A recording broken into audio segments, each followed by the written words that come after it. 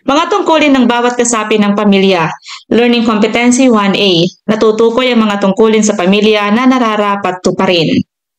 Madalas ay marinig na sinasabi ng mga Pilipinong magulang sa anak ang ganito: "Maaaring wala akong material na kayamanan na maiiwan sa iyo, pero ang aming mga mabubuting pangaral ay kayamanan na kailangan mo sa pag-unlad ng iyong buhay.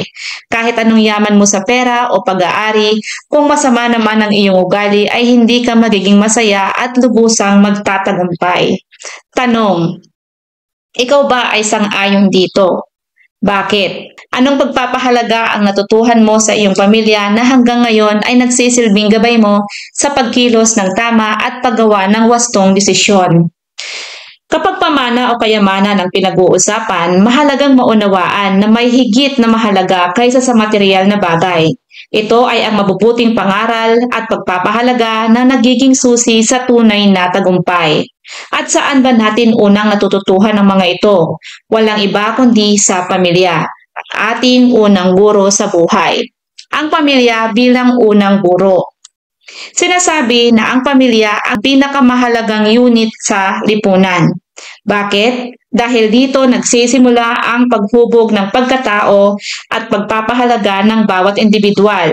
Sa pamilya, unang natututuhan ang pagmamahal, respeto, pananagutan at pakikipagkapwa na siyang nagiging batayan sa mabuting pakikisalamuha sa mas malaking lipunan. Kung matatag ang pamilya, mas magiging matatag din ang buong lipunan. Kaya, sa pagsusulong ng isang matatag at masayang pamilya, mahalaga na ang bawat kasapi ay may malinaw na kaalaman at pag-unawa sa kanilang mga tungkulin. Ang bawat kasapi ay may gampanin. Walang maliit o malaking tungkulin, walang bata o matanda. Lahat ay may ambag sa pagkakaroon ng balanse at pagkakaisa sa tahanan. Kapag alam ng bawat isa ang kanilang papel, nagiging maayos ang samahan at nababawasan ang alitan. Tulad ng bahay na hindi tatayo ng buo kung may kulang na haligi, ganoon din ang pamilya, kailangan ang pagtutulungan ng lahat upang manatiling matatag. Kaya mula sa papel ng pamilya bilang unang guro, tukuyin natin ngayon ang tiyak na tungkulin ng bawat kasapi, mula sa tradisyonal hanggang sa makabagong estruktura ng pamilyang Pilipino. Mga tungkulin sa pamilya, tradisyonal at makabago. Magsimula tayo sa tungkulin ng tatay. Sa tradisyonal na pananaw, ang ama ang pangunahing tagapagtaguyod ng pamilya. Siya ang haligi ng tahanan na may tungkuling maghanap buhay upang matustusan ang pangangailangan ng asawa at mga anak. Halimbawa, ang tatay nagtatrabaho bilang magsasaka o manggagawa upang may mauuwing pagkain at kita sa pamilya. Subalit sa paglipas ng panahon, unti-unting nagbago ang pananaw sa tungkulin ng ama dahil sa pagbabago ng lipunan at kulturang kinabibilangan.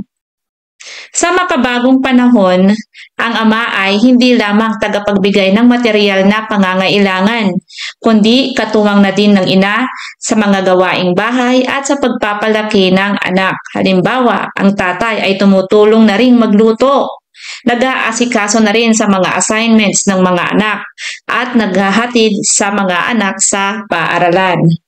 Ngayon naman ay tukuyin natin ang mga tungkulin ng nanay.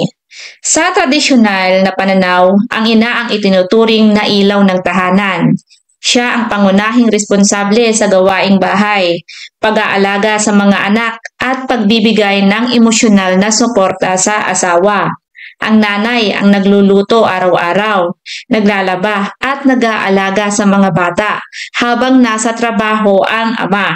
Gayunpaman, nagbago ang pananaw sa tungkulin ng kababaihan nang magkaroon sila ng mas malaking oportunidad sa edukasyon at sa trabaho. Ngayon, ang ina ay hindi lamang nakapokus sa mga gawaing bahay. Siya rin ay katuwang ng ama sa pagtatrabaho at tumutulong magtaguyod sa kabuhayan habang patuloy pa rin gumagabay sa pamilya.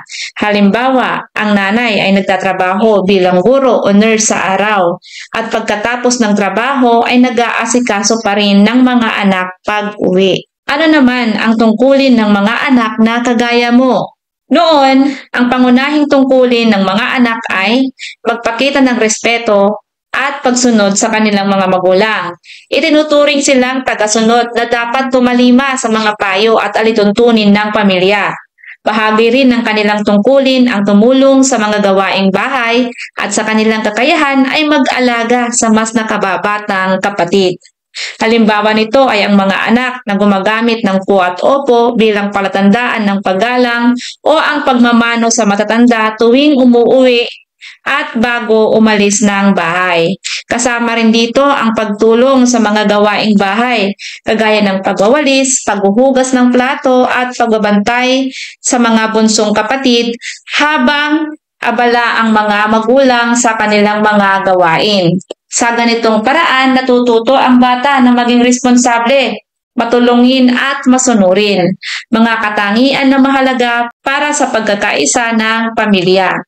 Ngunit habang nagbabago ang lipunan, umuusbong ang idea na ang mga anak ay hindi lamang tagasunod, kundi mahalagang kalahok din sa paghubog ng pamilya. Sa kasalukuyan, ang tungkulin ng mga anak ay nakatuon na rin sa pakikilahok sa mga desisyon ng pamilya, pagpapakita ng responsibilidad sa sarili, at aktibong pakikipag-ugnayan sa kanilang mga magulang. Ibig sabihin, may boses na rin sila at pinahahalagahan ang kanilang opinyon. Mahalaga rin na maging responsable sila sa kanilang pag-aaral at sa paggamit ng teknolohiya at sa pang-araw-araw na gawain upang hindi maging pabigat sa pamilya. Halimbawa nito ay ang mga anak na nagbibigay ng sariling pananaw kapag may desisyon ng pamilya gaya ng paglipat ng bahay o pagpili ng bakasyunan.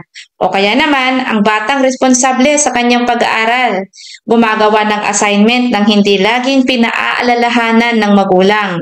Sa makabagong panahon, kasama rin dito ang maingat at wasto na paggamit ng gadgets at social media, tulad ng hindi pagbabahagi ng maling impormasyon at pagrespeto sa iba online. Ngayon na nakita na natin ang mga makahalagang tungkulin ng ama, ina at mga anak, huwag din nating kalilimutan ang iba pang kasapi ng pamilyang Pilipino.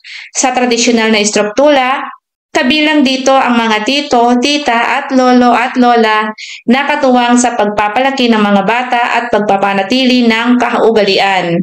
At maging sa makabagong panahon, nananatili silang mahalaga bilang karagdagang gabay, tagapayo at sandigan ng suporta para sa pamilya. Ngayon, tukuyin naman natin ang mga tungkulin ni na tito at tita. Sa tradisyonal na pananaw, ang mga tito at tita ay nagsisilbing pangalawang magulang.